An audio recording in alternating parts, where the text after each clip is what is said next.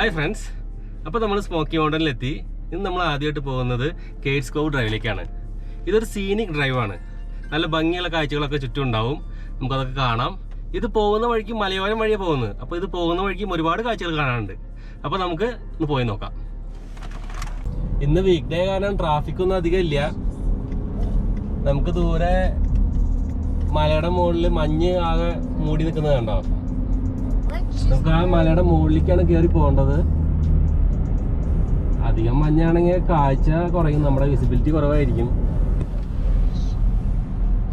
എങ്കിലും നല്ലൊരു മഴ ചെറുതായിട്ട് അടക്കി പെയ്യുന്നുണ്ട്. പക്ഷെ അതിന്റെ മുകളിലുണ്ടോ ഇല്ലയോ നമുക്ക് ഉറപ്പില്ല. ചിലപ്പോൾ ചെറുതായിട്ട് പെയ്യാൻ സാധ്യതയുണ്ട്.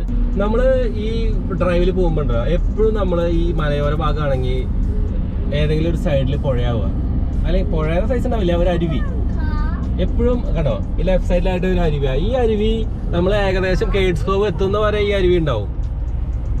ഈ ഡ്രൈവിൽ അങ്ങനെയാ, ഈ എപ്പോഴും സൈഡുകളിൽ നമുക്ക് അരുവികൾ കാണാം. നമ്മൾ ഗാറ്റ്ലിംഗ്ബർഗ് ഡൗൺ ടൗണിലേക്ക് എൻ്റർ ചെയ്യാൻ പോവാണ്. ഇത് മെയിനായിട്ട് നൈറ്റ് ലൈഫൊക്കെ ഒരുപാടുള്ള സ്ഥലമാണിത്. ഒരുപാട് ക്ലബ്ബുകളും നൈറ്റ് പാർട്ടികളൊക്കെ നടക്കും ഇവിടെ. അതുപോലെ ഒരുപാട് ഷോപ്പിങ്ങിനും പറ്റിയ ഏരിയ ആണിത്. അപ്പോൾ അത് പോകുന്ന വഴിക്ക് നമുക്ക് കാണാം, ഒരുപാട് ഷോപ്പുകളും കാര്യങ്ങളൊക്കെ, പബ്ബുകളും ബാറുകളും ഒക്കെ ഉണ്ടാവും. നമുക്ക് പോകുന്ന വഴിക്ക് കണ്ടു നോക്കാം.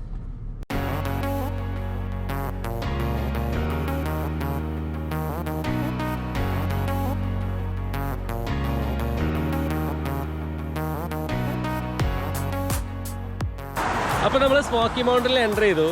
ഞാൻ നേരത്തെ പറഞ്ഞില്ലേ, നമ്മളെ വണ്ടി ഓടിക്കുമ്പോൾ എപ്പോഴും സൈഡിൽ ഒരു ചെറിയ അരുവി ഉണ്ടാവുന്നത്. ആ അരുവി ഇവിടെ കുറച്ച് ശക്തിയായിട്ട് ഒഴുകണേ, മഴ നേരത്തെ പെയ്തുകൊണ്ടായിരിക്കണം. ഞാൻ അതൊന്ന് കാണിച്ചു തരാം എങ്ങനെയുണ്ടെന്ന്. വെള്ളം ഒഴുകണം, നല്ല സൗണ്ട് ഉണ്ട്, നല്ല പാറകളൊക്കെ ആയിട്ട് നല്ല ഭംഗിയുള്ള ഒരു അരുവി തന്നെയാണിത്.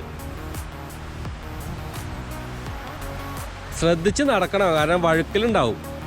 പാറകളുടെ മുകളിൽ വെള്ളം നനവുള്ള കാരണേ.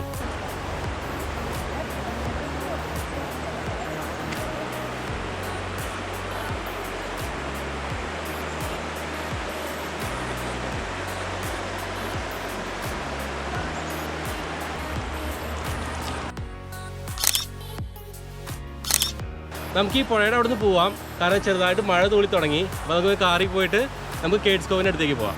Let's go. മഴ പെയ്ത് തുടങ്ങി ചെറുതായിട്ട്. ഇനി മോളിൽ കയറും തോറും ഇനി മഴ കൂടുകയാണാവോ. കൂടരുതെന്ന് പ്രാർത്ഥിക്കാം. കൂടി കഴിഞ്ഞ് കഴിഞ്ഞാൽ നമുക്ക് പുറത്തെങ്ങോട്ട് ഇറങ്ങാൻ പറ്റില്ല. ഞങ്ങൾ കുടയൊക്കെ കൈ പിടിച്ചിട്ടുണ്ട്, കുടയും ഒരു റെയിൻ കോട്ട് പോലെയൊക്കെ കൈ പിടിച്ചിട്ടുണ്ട്. പക്ഷെ എന്നാലും നല്ല മഴയാണെങ്കിൽ നമുക്കൊന്നും റെക്കോർഡ് ചെയ്യാൻ പറ്റില്ല. ആൾക്കാർ ഫോട്ടോ എടുക്കൊക്കെ ചെയ്യുന്നുണ്ട് ഇവിടെ.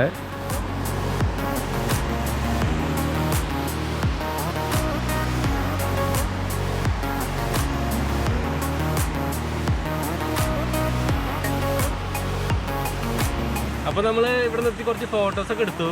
നല്ല ഭംഗിയുള്ള സീനറിയാണ്, അതുകൊണ്ടാണ് നമ്മൾ കുറച്ച് ഫോട്ടോ എടുക്കാൻ നിർത്തിയത്. നമുക്ക് ഇനി നമ്മുടെ കേഡ്സ് കോവിലേക്കുള്ള യാത്ര തുടരാം.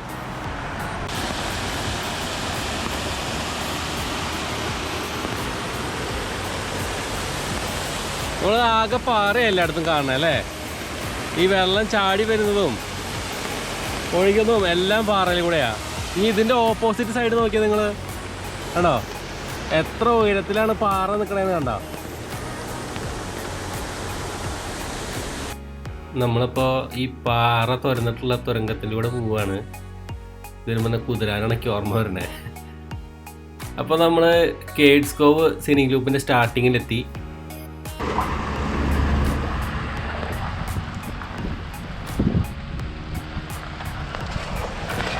ഇത് ആവശ്യക്കാർ കുതിരേനെ അവരുടെ ഫാം ഹൗസിൽ പോയിട്ട് റെൻറ്റിന് എടുത്തിട്ട് ഇവിടെ ഹോഴ്സ് റൈഡിങ്ങിന് ഒരുപാട് ട്രാക്ക് ഉണ്ട്, അതിൽ പോയിട്ട് നമുക്ക് ഓടിക്കാം. പക്ഷെ ഇന്ന് മഴയെ കാരണം അധികം ആരും ചെയ്യുന്നുണ്ടാവില്ല. എങ്കിലും മഴയില്ലാത്ത ദിവസമാണെങ്കിൽ ഒരുപാട് റൈഡേഴ്സ് യൂസ് ചെയ്യുന്നുണ്ടാവും. ഇങ്ങനെ വളഞ്ഞും പൊളഞ്ഞും കാടിൻ്റെ മനോഹാരിതയെ കണ്ടിട്ട് പോകാൻ പറ്റിയ നല്ല റോഡുകൾ ഇവിടെ.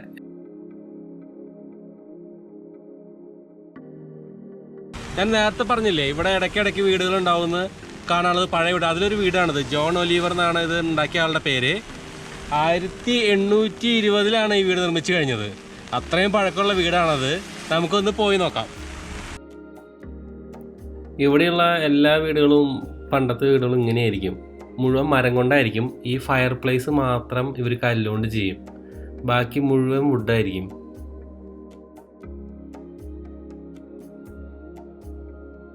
ഇതിൻ്റെ മുകളിൽ ഒരു നിലയുണ്ട്, പക്ഷെ ഞാൻ അങ്ങോട്ട് കയറുന്നില്ല. കാരണം ഇത് എത്രത്തോളം ഉറപ്പുണ്ടെന്ന് എനിക്കറിയില്ല, അതുകൊണ്ട് നമ്മൾ കയറി നോക്കണില്ല.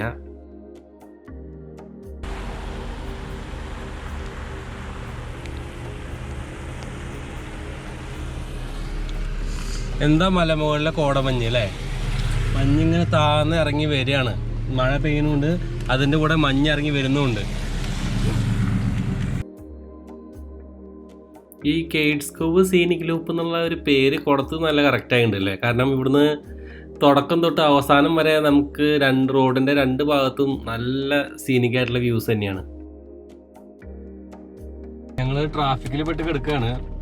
കേഡ്സ് കോവ് ഡ്രൈവ് കഴിയേണ്ട സമയമായി, പക്ഷെ എന്നിട്ടും ഈ ട്രാഫിക് കാരണം ഇങ്ങനെ നിൽക്കുകയാണ്. 1 മണിക്കൂർ കൊണ്ട് അവസാനിക്കേണ്ടതായിരുന്നു ഇത്, പക്ഷേ ഇതിപ്പോൾ ഏകദേശം 2 മണിക്കൂർ കഴിയാറായി.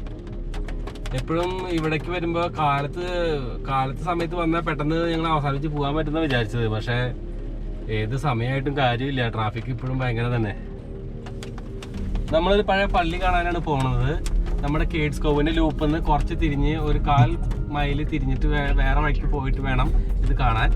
നമ്മൾ ഏകദേശം അവിടെ എത്തി. ഈ നേരെ കാണുന്നതാണ് പള്ളി. നമുക്കൊന്ന് കയറി കണ്ടു നോക്കാം.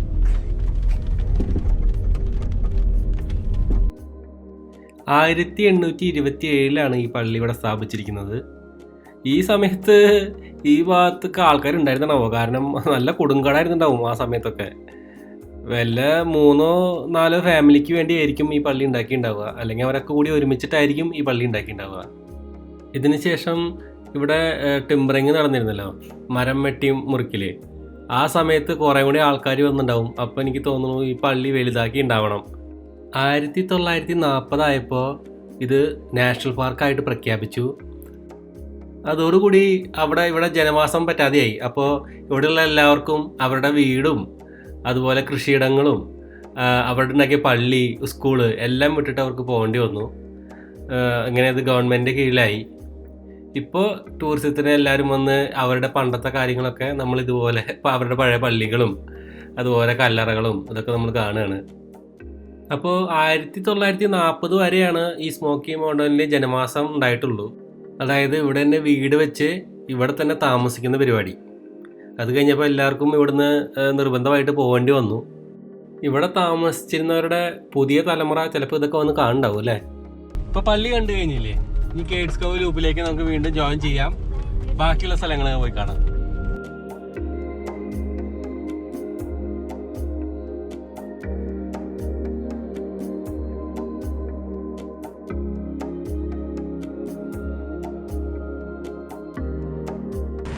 പോകുന്ന വഴിക്ക് ഈ വ്യൂ കണ്ടപ്പോൾ നിർത്തിയതാണ്.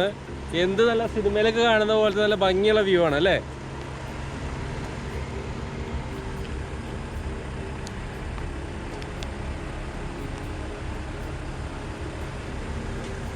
മാനും കരടിയൊക്കെ ഉള്ള ഏരിയ ആണിത്. നമ്മൾ നിൽക്കുമ്പോൾ എപ്പോഴും കുറച്ച് ശ്രദ്ധിച്ച് നിൽക്കണം. നമ്മളിപ്പോൾ ഭക്ഷണം കഴിച്ച് തുടങ്ങി. ചോറും കൂട്ടാനാണ് കൊടുന്നത്. ഇങ്ങനെയുള്ള സ്ഥലത്തൊക്കെ നിന്ന് ഭക്ഷണം കഴിക്കാൻ പ്രത്യേക രസം തന്നെയാണ് അല്ലേ? പിള്ളേർക്കൊക്കെ വേണമെങ്കിൽ അവിടെ പുലിയിൽ പോയി കളിക്കുകയും നമുക്കൊക്കെ നിന്ന് ഭക്ഷണം കഴിക്കുകയൊക്കെ ചെയ്യാം. മലമുകളിൽ ഇപ്പോഴും മഞ്ഞിങ്ങനെ കെട്ട കെട്ടി നിൽക്കുകയാണ്. ഇത് നല്ല കാട് പിടിച്ച സ്ഥലമാണ്. വളരെ ചെറിയ വഴികളാണ്, ചുറ്റും മരങ്ങളും.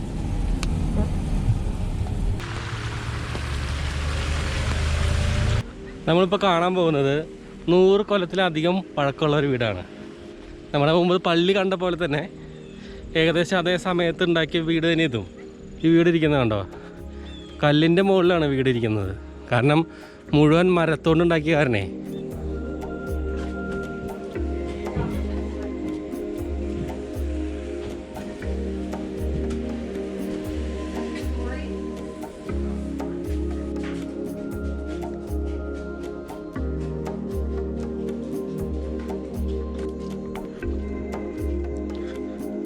വളരെ സിമ്പിളാക്കി ഉണ്ടാക്കിയ വീടാണല്ലേ?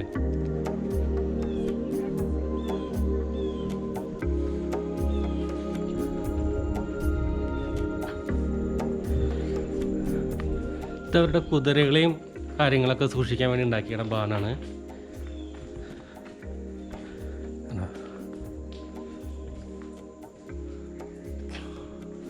കുറേയൊക്കെ പൊളിഞ്ഞു പോയി. എന്നാലും കുതിരകൾ അല്ലെങ്കിൽ എന്തെങ്കിലും അവരെ കൃഷിയിൽ നിന്ന് കിട്ടിയ സാധനങ്ങൾ ഇതൊക്കെ സൂക്ഷിക്കുന്ന സ്ഥലമാണിത്. ഇവിടെ വന്ന് ജീവിച്ചിരുന്ന ആൾക്കാരുടെ വ്യൂ എന്താ അല്ലേ? അവരെല്ലാ ദിവസവും കാലത്ത് എണീറ്റ് കാണുന്ന ഒരു വ്യൂ എന്ത് മനോഹരമായിരിക്കും.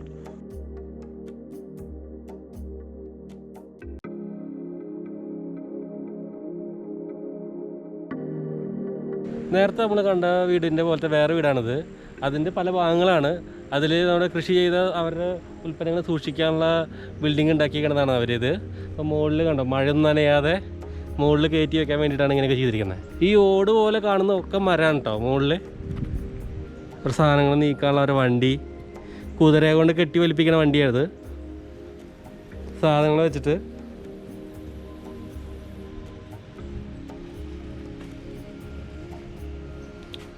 കുതിര വലിക്കുന്ന വണ്ടി. അപ്പോൾ ഇതിനെന്താ അവരുടെ പ്രൊഡക്ട്സ് എന്ന് വെച്ച് കഴിഞ്ഞാൽ അതിൽ കുതിരയുടെ ഇത് കെട്ടിയിട്ട് വലിച്ചു കൊണ്ടുപോകും. എന്ത് തടി, ഒരൊറ്റ തടി അല്ലേ മരത്തിൻ്റെ. നല്ല മരത്തടി കൊണ്ടുണ്ടാക്കിയ ഒരു കോണിയുണ്ട് കയറാൻ. ആവശ്യമുള്ള ഇത് ചവിട്ടിയിട്ട് മുകളിലേക്ക് കയറാം. ഞാൻ നേരത്തെ പറഞ്ഞില്ലേ ഇവിടെ കരടികളൊക്കെ ഉണ്ടെന്ന്. ഈ പോകുന്ന വഴിയരികിൽ ഒരു കരടി നിന്നിരുന്നു. അതിപ്പോൾ ആൾക്കാരൊക്കെ കണ്ടപ്പോൾ കുറച്ചും കൂടി ഉള്ളിലേക്ക് പോയി.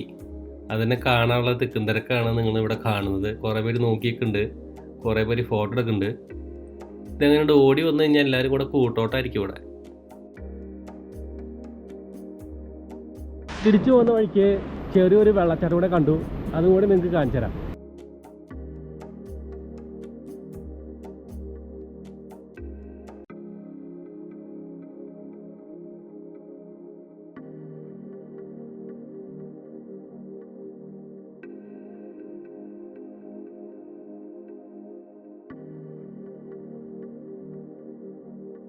ഈ വെള്ളച്ചാട്ടത്തിൻ്റെ സൈഡിൽ കൂടെ ചെറിയൊരു ട്രെയിൽ പോകുന്നുണ്ട്. അത് ഇനി പോകാൻ സമയമില്ല, നമുക്ക് നേരം കുറേ ഇരുട്ടി. അതുകൊണ്ട് ഇനി ഞാൻ കയറി പോയി കഴിഞ്ഞാൽ തിരിച്ചു വരുമ്പോഴേക്കും ചിലപ്പോൾ ലൈറ്റ് ഉണ്ടാവില്ല. ഇതിൻ്റെ ഒരു 3.5 മൈൽസാണ് ഈ ട്രെയിനിന് പറയണേ. അത്രയും ദൂരം ഞാൻ നടന്നു പോയിട്ട് തിരിച്ചു വരുമ്പോഴേക്കും മുഴുവൻ ഇരുട്ടാവും. അപ്പോൾ ഞാൻ തൽക്കാലം അതിനുള്ള ലൈറ്റോ ടോർച്ചോ കാര്യങ്ങളൊന്നും എടുത്തിട്ടില്ല, അതുകൊണ്ട് പോകുന്നില്ല.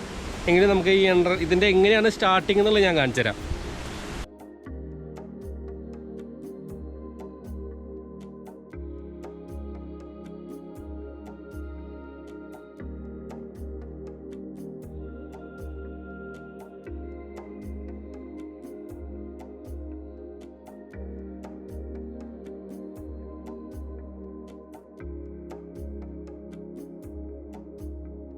അവിടെ നിന്ന് ആൾക്കാർ പോയവർ തിരിച്ചു വരുന്നുണ്ട്. ഇനി പക്ഷെ നമുക്ക് അങ്ങോട്ട് പോകാനുള്ള സമയമില്ല. നമ്മൾ തിരിച്ചു പോകുമ്പോൾ ഇത്തിരി രാത്രി ആവറായി. അതുകൊണ്ട് റോട്ടിലേക്കൊക്കെ മഞ്ഞിറങ്ങിയിട്ട് കണ്ടോ, പ്രത്യേകിച്ച് ആ വെള്ളത്തിൻ്റെ മുകളിലൊക്കെ. അപ്പോൾ ഇന്നത്തെ കേഡ്സ്കോ യാത്ര എങ്ങനെ ഉണ്ടായി? നല്ല സീനറികൾ കണ്ടു നമ്മൾ. കുറേ പഴയ പള്ളികൾ, പഴയ വീടുകൾ, അങ്ങനെ ഒരുപാട് കാഴ്ചകൾ നമ്മൾ കണ്ടു. ഇനി വീണ്ടും ഇവിടെ കുറേ യാത്രയോടെ ഞങ്ങൾ നടത്തുന്നുണ്ട്. അത് നമുക്ക് അടുത്ത വീഡിയോയിൽ കാണാം. Thanks for watching.